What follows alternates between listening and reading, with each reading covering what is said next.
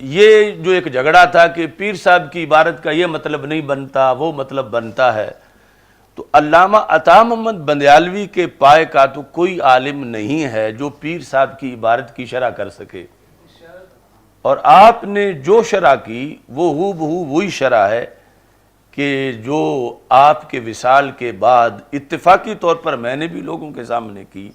اس مسئلہ کے اظہار کے لیے۔ سیف العطا ہے، نیچے لکھا ہے یعنی نکاح سیدہ با غیر سید کی شرعی حیثیت۔ تو اس کتاب کے صفحہ نمبر یہ 214 215 اور اس کے ساتھ آگے اس کی وضاحت، اس میں آپ نے یہ عنوان دیا ہے، یہ موٹا جو نظر آ رہا ہے، یعنی یہ بیماری اس وقت بھی تھی ایک جس کا آپ نے ادراک کر کے یہ ضروری سمجھا کہ میں اس کے بارے میں لکھوں۔ عنوان یہ ہے، یہ عقیدہ ہرگز درست نہیں کہ مشائخ خطا و نسیان سے پاک ہوتے ہیں۔ میری حیثیت ناقل کی ہے، ہر لفظ لکھا ہوا ہے کتاب میں، اور ہر لفظ کے اندر بڑا درد ہے اور اصلاح کا پیغام ہے، اور ہے ان کی طرف سے یعنی جن کی آپ پوتے شاگرد یا پڑپوتے شاگرد مسند تدریس پر پورے ملک میں بیٹھے ہوئے ہیں۔ فرماتے ہیں آج کل عوام بلکہ بعض خواص کا بھی مشائخ کے متعلق رافضیوں اور اہل تشیع جیسا عقیدہ ہے، یعنی یہ ہے دندناتا ہوا رفض۔ مثلا کہتے ہیں آج کل مریدین و متوسلین کا یہ عقیدہ ہے کہ ہمارے مشائخ سے خطا سرزد نہیں ہو سکتی اور ان کا ہر قول و فعل خطا سے پاک ہے۔ سطور ذیل میں اس پر دلائل دیے جائیں گے کہ مشائخ سے خطا سرزد ہو سکتی ہے۔ یہ بندیالوی صاحب رحمۃ اللہ علیہ کی عبارت ہے کہ اس موضوع کو انہوں نے ضروری سمجھا کہ ہمارے معاشرے کے اندر یہ جو ایک کلچر ڈیولپ ہو رہا ہے بلکہ ہو چکا ہے، اپنے پیر کو خواہ وہ سید ہے یا غیر سید یا پھر سادات کرام کو کہ اتنا اوپر سمجھنا کہ یہ ہو ہی نہیں سکتا کہ یہ خطا کریں۔ اب یہ دلیل بھی ہو بہو وہی ہے جو اپنے طور پر ہم نے مسئلہ سمجھانے کے لیے حضرت سیدہ فاطمہ رضی اللہ تعالی عنہا کے مسئلے پر جو پہلے دن سے اور جو وفد ہمارے پاس آیا تھا علماء و مشائخ کا، اس دن جو دلیل پیش کی، حالانکہ اس وقت میرے سامنے یہ کتاب نہیں تھی اور نہ ہی ایسی باتیں ہمیں جب استاذ پڑھا رہے تھے تو اس وقت کوئی کبھی آئی تھی سامنے، چونکہ اس کے بعد یہ مسئلہ بنا 92 93 94 کے اندر، اور پھر اس پہ یہ چلتا رہا جب ہم پڑھ چکے تھے استاذ صاحب کے پاس سے۔ فرماتے ہیں کہ میں یہ دلیل دیتا ہوں کہ مشائخ سے خطا سرزد ہو سکتی ہے۔ اب دلیل کیا ہے؟ کہتے ہیں یہ صفحہ نمبر 216 ہے کہ کتنی بڑی بیماری کا ادراک کیا تھا امام بندیالوی رحمۃ اللہ علیہ نے، اور اللہ نے ہمیں اس آپریشن کی توفیق دی کہ جو بڑا پرانا ایک جو ہے وہ ناسور بن چکا تھا۔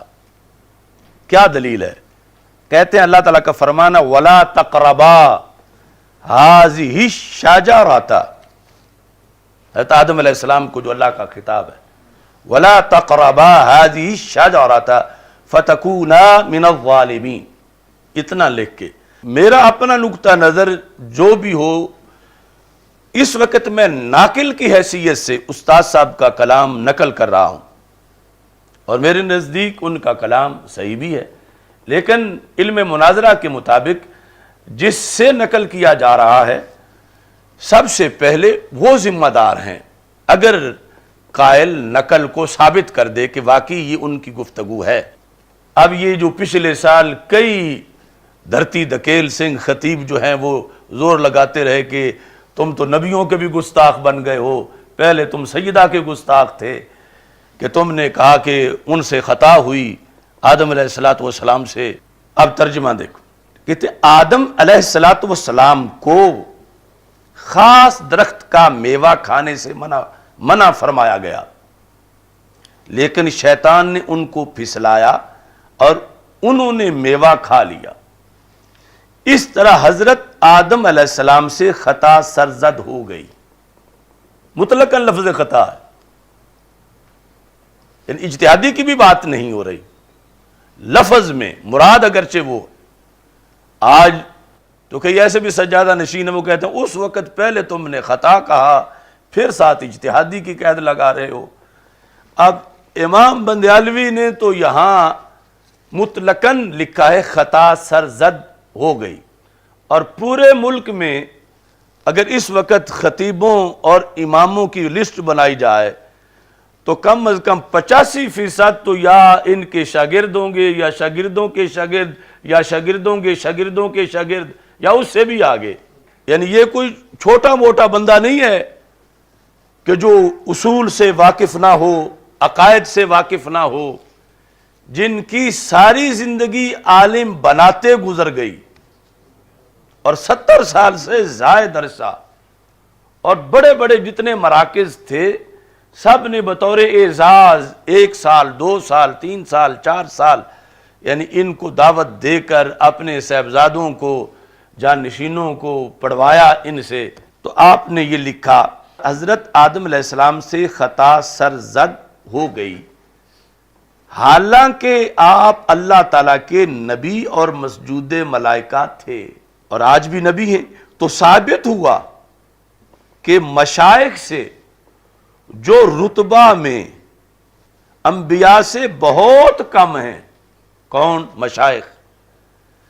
جو رتبہ میں انبیاء سے بہت کم ہیں، بطریق اولا خطا سرزد ہو سکتی ہے۔ تو بندیالوی صاحب رحمۃ اللہ علیہ نے آیت پیش کر کے اللہ کے ایک نبی کا مقام و مرتبہ بیان کر کے اسے مانتے ہوئے پھر جو کچھ آیت میں ہے اس کے لحاظ سے آگے یہ لکھا، اور استدلال یوں کیا کہ جب اللہ کے عظیم پیغمبر جو مسجود ملائکہ تھے، مسجود ملائکہ آگے اس میں بحث ہے، یعنی حیثیت قبلے والی تھی اور سجدہ اصل میں اللہ کو ہی تھا، مگر یہ جو عام مجازن کہہ دیا جاتا ہے تو اس میں تو ثابت ہوا کہ مشائخ سے جو رتبہ میں انبیاء سے بہت کم ہے بطریق اولا خطا سرزد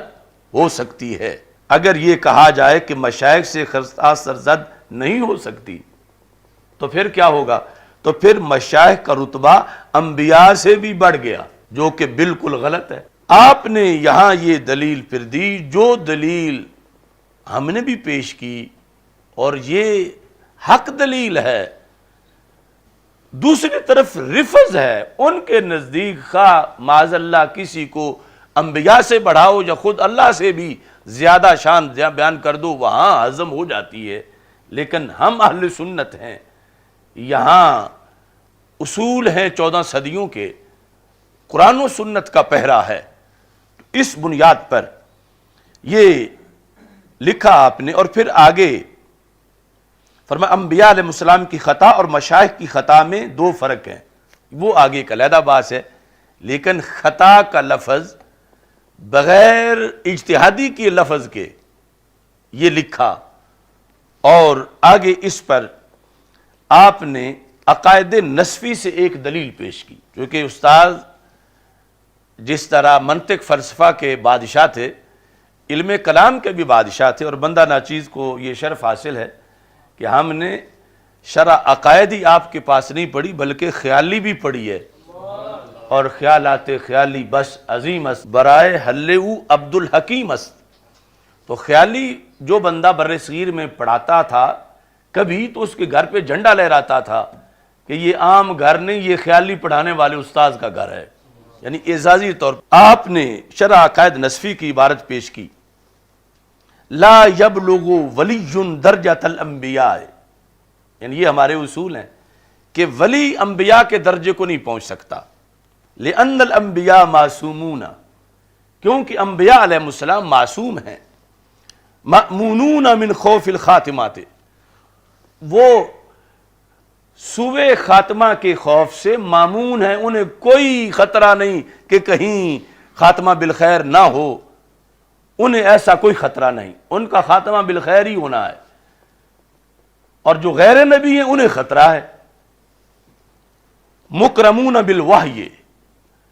انبیاء علیہ السلام پر وحی اترتی ہے۔ اب کرامیہ ایک فرقہ ہوا ہے، وہ کہتے ہیں کہ ولی نبی سے افضل ہو سکتا ہے. اب چونکہ وہاں پر غیر نبی کو نبی پر فضیلت دی جاتی ہے تو ہمارے علم کلام میں ہے فما نقل عن بعض الکرامیت جواز کون الولی افضل عن النبی کفر، کہ فرقہ کرامیہ کے اندر جو یہ بات ہے کہ ولی نبی سے عظمت میں بڑھ جاتا ہے، فرمایا یہ کفر ہے، یہ کرامیہ کی یہ بات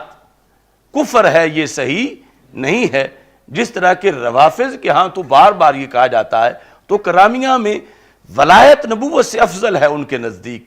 تو آپ نے فرمایا یہ جو نقل کیا گیا ہے ان کا یہ شرح عقائد نصفی سے کہ یہ کفر ہے. اب پھر اس بات کی طرف لوٹتے ہیں، یعنی جہاں آج مسئلہ سیدہ فاطمہ الزہرا رضی اللہ تعالی عنہا کے لحاظ سے ہوا، اس وقت انہوں نے اس جگہ لفظ مشائخ رکھا، لیکن مراد اس سے مکمل غیر نبی حضرت صدیق اکبر رضی اللہ تعالیٰ عنہ سے لے کر آج کی کسی پیر تک سارے اہل بیت اطہار آل ابا سب کا ایک ہی حکم ہے کہ وہ سب ولی ہیں، کوئی بھی ان میں نبی نہیں. یعنی پنج تن پاک کے اندر سرکار کے سوا اہل بیت اطہار کے جو افراد، جو خلفائے راشدین، جو غوث اعظم، سارے اولیاء جو ہیں سب غیر نبی ہیں، اور غیر نبی کے لحاظ سے دلیل دے رہے ہیں. اور لفظ لکھتے ہوئے فرماتے ہیں پھر مشائخ طریقت کے متعلق عوام یا خواص کا یہ عقیدہ کہ ہمارے مشائخ سے کسی قسم کے خطا و نسیان کا صدور ناممکن ہے، پس جو شخص ان کے کسی قول یا فعل کے ساتھ شرعی دلیل کی بنا پر بھی اختلاف کرے وہ بے ادب اور گستاخ ہے. شرعی دلیل سے بھی اختلاف کرے، کیونکہ یعنی ایسا عقیدہ رچ بس گیا ہے پیر کے بارے میں کہ پیر سے تو خطا ہو ہی نہیں سکتی. تو یہ جو ان کا رد کر رہا ہے آیت پیش کر کے، حدیث پیش کر کے، اس کو نہیں دیکھا جاتا کہ آیت ہے حدیث ہے، دیکھا جاتا کہ پیش کرنے والا کون ہے، تو پھر اسے بے ادب اور گستاخ کہا جاتا ہے. اور پھر جس طرح ہمارے خلاف لا تعلقی کی ایک چلی تحریک پیرخانے سے، اور ایسے گستاخ سے میل ملاپ رکھنا غیرت طریقت کے خلاف ہے. یعنی یہ آپ ان کا مقولہ ذکر کر رہے ہیں، چونکہ اس بندے نے پیر صاحب سے اختلاف کیا ہے، اگرچہ قرآن پیش کر کے کیا ہے، اگرچہ حدیث پیش کر کے کیا ہے، تو یہ گستاخ ہے. اور کوئی بھی پیر بھائی اس سے نہ ملے، اگر وہ ملا تو بے غیرت ہے، نہ ملے تو پھر غیرت طریقت پائی جائے گی. اور یہ کہتے ہیں کہ یہ غیرت طریقت کے خلاف ہے. اب لکھ کر اپنا تبصرہ اس سوچ کے بارے میں کرتے ہیں. فرمایا اس قسم کی سوچ اور نقطہ نظر محض اندھی عقیدت کی پیداوار ہے. یعنی قرآن و سنت کو نہ دیکھنا، پیر کو دیکھنا، اور پھر قرآن و سنت اور دلیل کی بنیاد پر اختلاف کرنے والے کو گستاخ کہہ کر اس سے میل ملاپ بند کرنا، یہ کیا ہے؟ فرمایا یہ اندھی عقیدت کی پیداوار ہے جو نہ صرف ایک عقل مند انسان کے نزدیک ناقابل قبول ہے، بلکہ یہ عقیدہ خود اکابر مشائخ سلف کی اپنی تصریحات کے بھی سراسر خلاف ہے. اکابر بھی اس کی حمایت نہیں کرتے. چنانچہ اب موقع آیا ہے کہ تصفیہ کو پیش کیا جائے. چنانچہ بندہ کے پیر و مرشد، امام بندیالوی کہتے ہیں، چنانچہ بندہ کے پیر و مرشد غوث زمان راضی دوراں حضرت اعلیٰ گولڑوی قدس سرہ اپنی تصنیف تصفیہ ما بین سنی و شیعہ میں زیر تشریح آیت تحریر فرماتے ہیں. آگے وہ ہے کہ جو ہم نے پیش کیا تو شرق و غرب رفظ کو آگ لگی. وہی لفظ آیت تطہیر کا یہ مطلب نہیں کہ یہ پاک گروہ معصوم ہیں، مطہر تو ہیں مگر معصوم نہیں. آیت تطہیر کا یہ مطلب نہیں کہ یہ پاک گروہ کون؟ آل ابا اہل بیت اطہار کہ یہ پاک گروہ معصوم ہیں اور صدور خطا ان سے ناممکن ہے.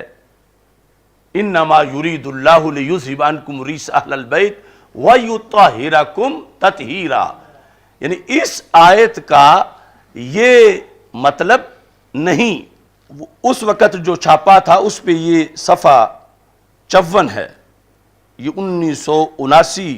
کا جو چھاپا ہے، اور یہ صفحہ 58 ہے، وہی عبارت. اب شرح میں لکھتے ہیں،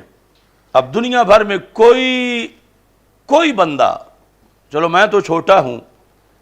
امام بندیالوی رحمۃ اللہ علیہ کے ہم پلہ اس عبارت کی شرح پیش کرنے والا کوئی پیش کرے، اور پھر جو میں نے کی اور جو بندیالوی صاحب رحمۃ اللہ علیہ نے کی اس میں کوئی فرق بتائے. اور جو آج وظیفہ خور وہاں کے کر رہے ہیں وہ دیکھیں کہ ان کی حیثیت کیا ہے. اس میں بار بار آپ نے مختلف القاب ایسے خطیبوں کو دیے،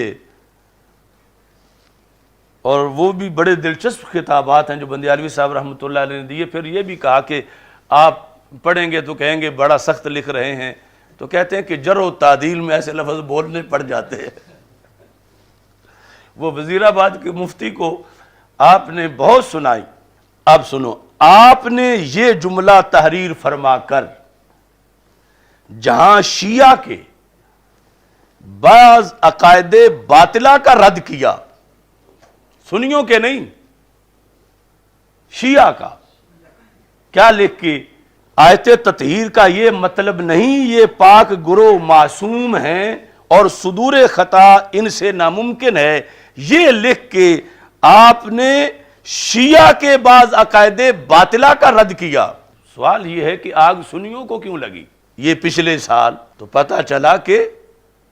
گل میں چور ہے، یعنی یہ لکھ دیا پہلے استاد صاحب نے کہ یہ رد ہے جن کا وہ سنی نہیں. جہاں شیعہ کے بعض عقائد باطلہ کا رد کیا وہاں اپنے اہل سنت متوسلین کو بھی بتانا چاہا. یعنی اوپر سے اہل سنت ہیں یا صحیح اہل سنت ہیں ان کو بھی بتانا چاہا. کیا؟ کہ اہل بیت کے متعلق یہ عقیدہ کہ خطا نہیں ہو سکتی،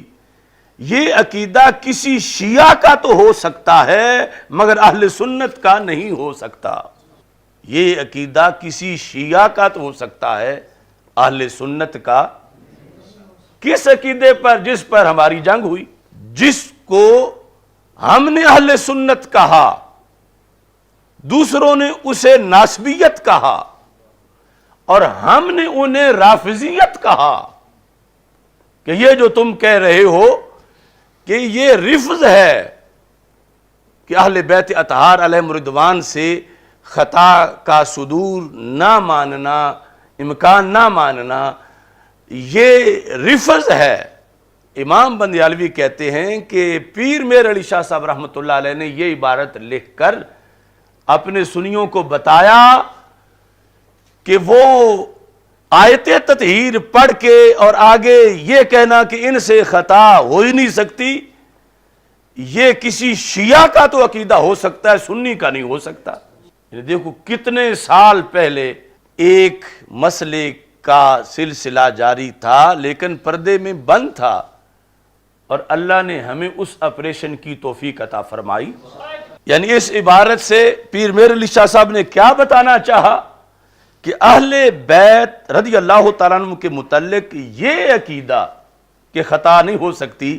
کسی شیعہ کا تو ہو سکتا ہے مگر اہل سنت کا نہیں ہو سکتا. یہ ایک لفظ امام بندیالوی کا ہے. اور پھر اب اپنے پیر صاحب کے لحاظ سے کہتے ہیں اور پھر وہ بھی کسی چشتی، قادری اور حنفی المسلک سنی کا. کہتے ہیں یہ بسلسلہ خطا و نسیان حضرت اعلیٰ گولڑوی رحمہ اللہ تعالیٰ کی محولہ بالا تصریح کے تحت، یعنی اس عبارت سے کیا ثابت ہوا؟ محولہ بالا، یعنی جس کا حوالہ دیا گیا ہے، اس عبارت کے تحت یعنی عمومی طور پر یہ بھی کہتے ہیں نا کہ یہ نقشبندی ہے اور چشتی بڑا چشتیوں کا اپنا ذوق ہے، تو بندیالوی صاحب نے کہا کہ شریعت میں چشتی نقشبندی صاحب ایک ہیں، شریعت میں کوئی ایسا ذوق نہیں کہ جہاں چشتی کو چھٹی مل جائے۔ تو سیدنا میر علی شاہ صاحب رحمۃ اللہ علیہ چشتی ہیں، گولڑوی ہیں، حنفی المسلک ہیں، تو کہتے ہیں محولہ بالا تصریح کے تحت حضرت اعلیٰ گولڑوی کی محولہ بالا تصریح کے تحت اہل بیت رضی اللہ تعالیٰ عنہم نہ معصوم ہیں اور نہ یہ کہ ان سے خطا و نسیان کا صدور ناممکن ہے۔ نہ معصوم ہے اور نہ یہ کہ ان سے خطا و نسیان کا صدور ناممکن ہے۔ اب یہ ساری جنگ تھی، اور یہ نہیں کہ نہ استاد صاحب کو، نہ پیر صاحب کو، نہ ہمیں کہ کوئی اہل بیت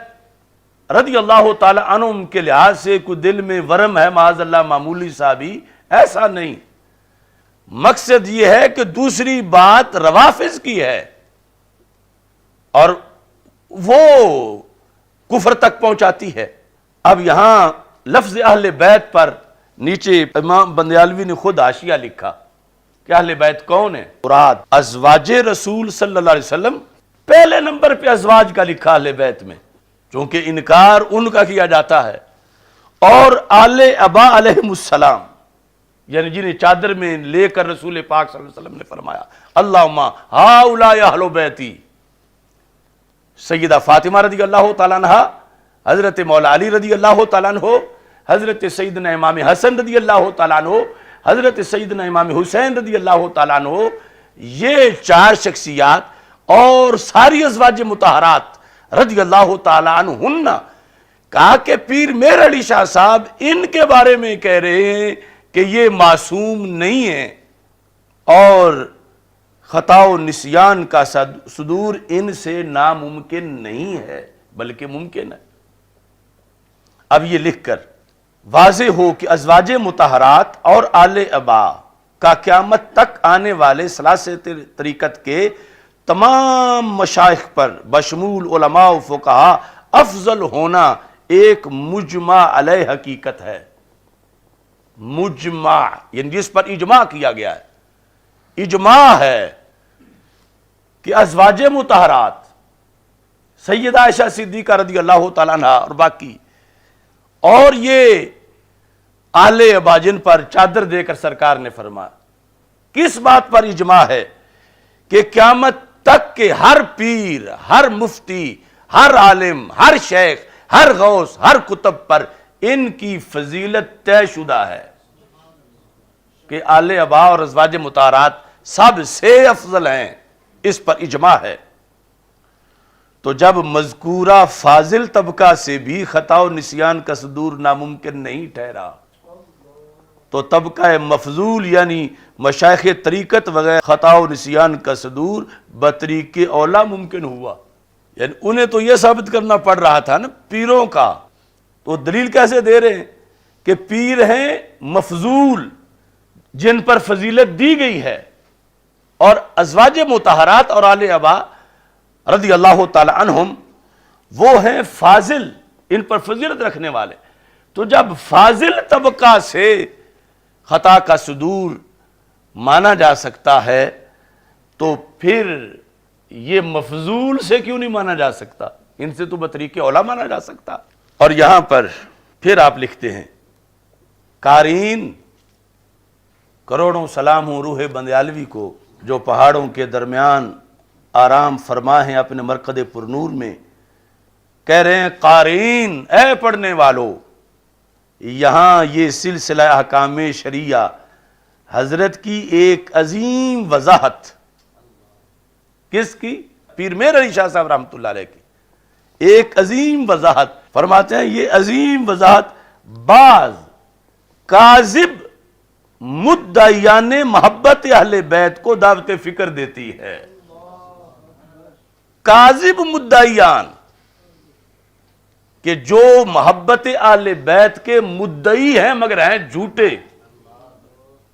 پیر میر علی شاہ صاحب کی عبارت جو میں نے بھی پیش کی اور جو پیر صاحب نے بھی پیش کی، اور مدعیان آج بھی اسی طرح ہی رہے بعض، کہ بعض مدعیان محبت اہل بیت کو دعوت فکر دیتی ہے۔ وَيُطَاهِرَهُمْ کہ یہ معنی نہیں کہ اہل قصہ علیہ السلام کے لیے جداگانہ احکام شریعہ بھیجے ہیں۔ تصفیہ کی صفحہ نمبر 56 پہ ہے، یہ لکھ کر آپ نے ان فاسد العقیدہ لوگوں کی اس خیال کو رد کر دیا۔ یہ بھی اصلاح ضروری ہے، کون سی؟ کہ جن کے نزدیک عوام کی شریعت اور ہے اور اہل بیت رضی اللہ تعالیٰ عنہ کی شریعت اور۔ یہ لکھ کر آپ نے ان فاسد العقیدہ لوگوں کے اس خیال کو رد کر دیا جن کے نزدیک عوام کی شریعت اور ہے اور اہل بیت کی شریعت اور ہے۔ آپ کہتے ہیں ایسا ہرگز نہیں، بلکہ حضرت گولڑوی کی تحقیق و عقیدہ کے مطابق شرعی احکام کے اطلاق کی حیثیت میں عام مسلمان اور اہل بیت رضی اللہ تعالیٰ عنہم دونوں برابر ہیں۔ شرعی احکام میں دونوں برابر ہیں۔ جو حکم ایک عام مسلمان کے لیے ہے وہی حکم اہل بیت کے لیے بھی ہے۔ یہ آج والے سارے لوگوں کو دعوت ہے پھر، یعنی جو بیانیہ پیر میر علی شاہ صاحب رحمۃ اللہ علیہ کا تھا وہی امام بندیالوی رحمۃ اللہ علیہ کا تھا اور وہی بندہ ناچیز کا ہے۔ تو استاد صاحب نے کہا اگر آج تم مجھے بے ادب کہتے ہو تو پھر یہ تو تمہارا فتویٰ پیر میر علی شاہ صاحب پہ لگے گا جا کے، اور آج پچھلوں کو میں کہتا ہوں جو مجھے کہہ رہے ہو یہ امام بندیالوی پہ جائے گا، اور جو امام بندیالوی پہ جائے گا وہ پیر میر علی شاہ صاحب رحمۃ اللہ علیہ پہ جائے گا۔ یہ صفحہ نمبر 217 سیف العطا کا۔ اب فرمائیے کہ حضرت گولڑوی کی اس وضاحت شرعیہ کو کیا کوئی سنی العقیدہ اہل بیت کی گستاخی پر محمول کرنے کی ناپاک جسارت کر سکتا ہے؟ کہ پیر میر علی شاہ صاحب کہہ رہے ہیں کہ یہ گروہ معصوم نہیں، اور یہ کہ خطا کا صدور ہو سکتا ہے، اور یہ کہ احکام شریعت میں غیر سید اور سید صاحب ایک جیسے ہیں۔ کسی کے اندر یہ جرت ہے کہ پیر میر علی شاہ صاحب پر بے ادبی اور گستاخی کا فتویٰ لگائے کہ وہ اہل بیت کی گستاخی کر سکتے ہیں؟ تو جب وہ نہیں کر رہے تو فرمایا میں بھی نہیں کر رہا، اور جب امام بندیالوی نہیں کر رہے تو ان کے شاگرد بھی نہیں کر رہے۔ اس وضاحت شرعیہ کو کیا کوئی سنی العقیدہ، رافضی کی بات نہیں، سنی العقیدہ اہل بیت رضی اللہ تعالی عنہم کی گستاخی پر محمول کرنے کی ناپاک جسارت کر سکتا ہے؟ معلوم ہوا کہ کسی شرعی اور فقہی حکم کو سامنے لانا یا کسی دلیل شرعی کی بنا پر مشائخ اور اہل بیت سے اختلاف کرنا گستاخی ہرگز نہیں بلکہ عین دین ہے۔